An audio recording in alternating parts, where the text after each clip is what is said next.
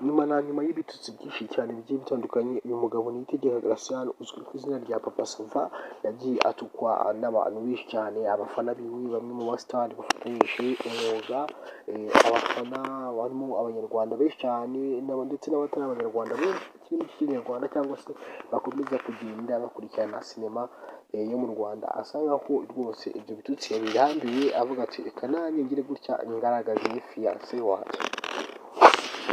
Uyu mugabo Niyitegeka Gratien wakunzwe n'abanyarwanda benshi cyane muri filime cyane cyane ya Seburikoko, kuko niyo yasa nkaho yamuzanye audience ikomeye cyane mu gihugu cy'u Rwanda, nyuma y'uko amaze kugera muri Seburikoko aza no gushima ko yitwa Papa Sava, ariko umugabo unakuze cyane ugenda ukora n'ibikorwa byinshi bigiye bitandukanye, kuko yaje hino entertainment yo mu Rwanda kera cyane kugeza ubwo nyine abisaziyemo. Uyu mugabo rero ari kubarirwa mu myaka 45 hagati ya 45 na 46 y'amavuko. Umva ni umwaka umwe ndi kwibeshyaho cyangwa se ndi kuvugishaho kuko sindi kubimedita neza. Uyu mugabo rero niyo myaka abarirwamo, ariko akaba yirikanye umukobwa w'imyaka 26 y'amavuko, tugiye kuganiraho cyane tukamenya imva n'imvano n'inkomoko yiwe ndetse n'impamvu yahisemo gukunda uno mukobwa. Amazina ye yitwa rero Isimbi Kalisa Olga, akaba yaravukiye mu mujyi wa Kigali ahantu hitwa muzi nko muri Nyamirambo. Uyu mukobwa rero akaba avukana n'abandi bana bagera muri 6, akaba ari umwana wa 3 iwabo. Akaba yarangije kaminuza uriya mwaka ushize 2023 ku itariki ntari kwibuka neza ko mu kwezi kwa 9 mu bagraduatinze nawe yararimo, aho yize nyine ibijyanye n'ubucuruzi ndetse ni finance muri make cyane.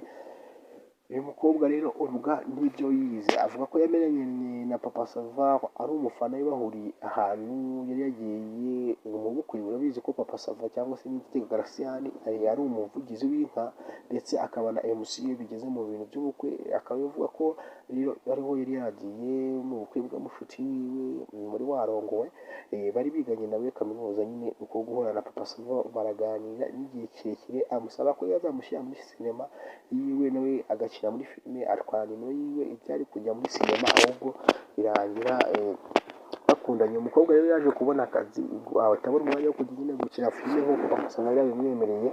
Icyo gihe bimusabye atarabona akazi, ariko abonye akazi bisa nkaho bihindutse, ariko batangiye kuganira kugeza igihe bivuyemo urukundo. Papa Sava wagize gutya rero akajya ku mbuga nkoranyambaga ziwe akavuga ko impamvu yari yatinze kwerekana uwo akunda nawe ngo ni uko igihe kitari cyagera, cyangwa se wigeze kubwira Abanyarwanda ko urugo cyangwa se uwo uzakundana nawe ari Imana ibigena, atari umuntu ubigena. Kuko iyo uzakunda umuntu nawe akagukunda, ujya kubona ukabona birabaye utazi uko bimeze. Uyu mugabo rero Papa Sava ni umugabo umaze gutera imbere cyane, umaze kugira ikintu cyitwa amafaranga akura muri no entertainment, kuko agaragara mu bikorwa byinshi nk'uko nabikubwiye, muri filime agaragara mu nkinamico, mu mapublicité menshi cyane, ndetse no kwikorera, kuvugira inka, MC ndetse n'ibindi bigiye bitandukanye agenda akora umunsi ku wundi. Uyu mugabo rero Niyitegeka Gratien ndetse na Olga ubu bakaba bishimye cyane. Akaba yabigaragaje rero ku itariki 14 z'ukwezi kwa kabiri, ni umunsi w'abakundanye wa Saint-Valentin. Abantu benshi baba bategereje kumvaho audition, harimo abakundana bagiye gukomeza gukundana nyine, harimo abari gushinga urugo ndetse n'abari kurya indobo, kuko urabizi ko iyo Saint-Valentin yabaye hari abasore rwose baba basohokana abagore b'abandi. Ukaba ufite umukobwa ugasanga umuniga yamukuriye kubera ko afite amafaranga yo kumujyana ahantu hahenze, wewe ntayo ufite, ugasanga rero bimwe bibaviriyemo kwiyahura, abandi amadepression adashira, ugasanga rimwe nabiyahura nyine nk'uko nari mbivuze, kubera agahinda gakabije cyane cyane ku bana b'abakobwa nabo batwara amada menshi cyane. Abasore barabasohokana, kuko basohokana nako rwose babarongora, usanga havuyemo no gutwara inda z'indaro cyangwa se zitateganyijwe. Rero akaba yavuze ko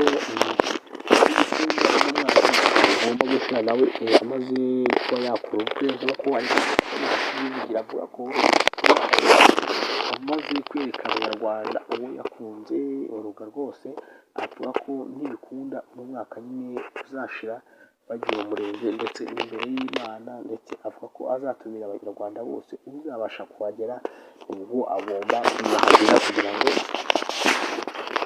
abe amushyigikire. Nyuma rero y'ibitutsi byinshi cyane nk'uko nari natangiye bivuga, y'amagambo menshi cyane y'indirimbo nyinshi cyane zigenda zigaruka kuri uno mugabo Uwinita Gasana watunguye abantu benshi kubera gutinda gushaka kwe, nyuma na nyuma rwose yipfuye baravuga ati reka ngabanye agasuzuguro k'abantu ndetse n'amagambo y'abantu. N'umugabo rero abantu bose bagiye baza nyuma yiwe muri sinema, muri music, muri entertainment ndetse n'abandi bantu benshi bagiye bavuka nyuma ye, niwe muntu wenyine mu Rwanda uri muri showbiz nyarwanda ushaje cyane kurusha abandi bose ariko utarashaka, ariko si we wenyine utarashaka, ubona ko ari gukura, harimo n'aba King James, harimo n'aba Fally Peter nk'uko bagenda bivuga ndetse n'abandi, ariko uyu we arakabije cyane, niwe uruta abandi bose, ariko akaba nta gitekerezo rwose cyo kuba yari yashaka yari yagira. Gusa reka dutegereze turebe wenda nibwo hamaze kwerekanwa umukunzi we niba ataragatsiko katinjiza, reka turebe uno mwaka ikintu Papa Sava adutangariza, ubundi turebe ko tunywa izo nzoga cyangwa se ikirori kiba nk'uko akomeje kugenda abyivugira.